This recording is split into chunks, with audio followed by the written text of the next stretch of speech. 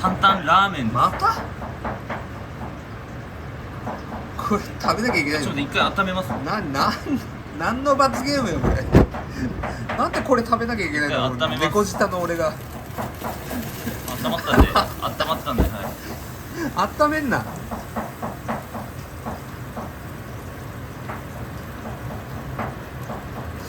うまそう。うまそうだねすげえうまそう。美味しいのかな。これもなんかいい感じだね。これなんかとろみがついてるよ。ではいただきます。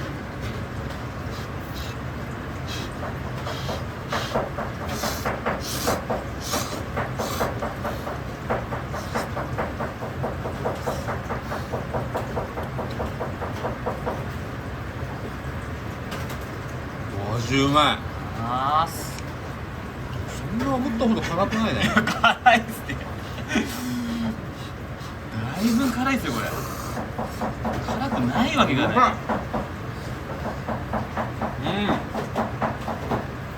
味うまい。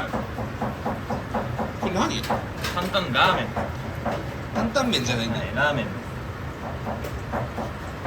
す。でもどっちかって言ったらラーメンでもないよねこれ。ラーメン何なんだろうこれ。